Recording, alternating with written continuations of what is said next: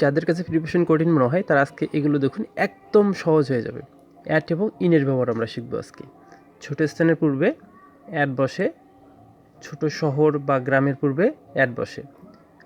আর একই রকমভাবে যদি স্থানটি বড় হয় অর্থাৎ বড় স্থানের পূর্বে ইন বসবে এবং যে কোনো জেলা, বিভাগ, দেশ বা মহাদেশের ক্ষেত্রে ইন বসবে। তো ছোটো স্থান কোনগুলো? ছোটো স্থান আমরা যদি দেখি অ্যাটের ব্যবহারের ক্ষেত্রে যেমন at a school, at home, at the bus stand, at a hotel, at college পাড়া, যেগুলো ছোটো গ্রাম পাড়া বা মহল্লার ক্ষেত্রে আমাদের অ্যাট ব্যবহৃত হবে। অনুরূপভাবে যদি স্থানগুলো বড় হয়ে থাকে যেমন যে কোনো জেলা, বিভাগ, দেশ, মহাদেশের ক্ষেত্রে ইন বসবে, যেমন in Bangladesh, in Dhaka, in Asia, in Dinajpur.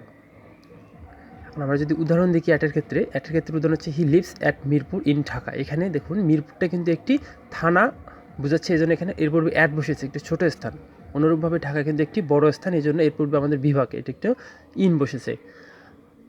একই রকমভাবে প্লিজ লিভ ইউর কি অ্যাট রিসেপশন, একটি ছোট স্থান রিসেপশন, তাই এর পূর্বে অ্যাট বসেছে।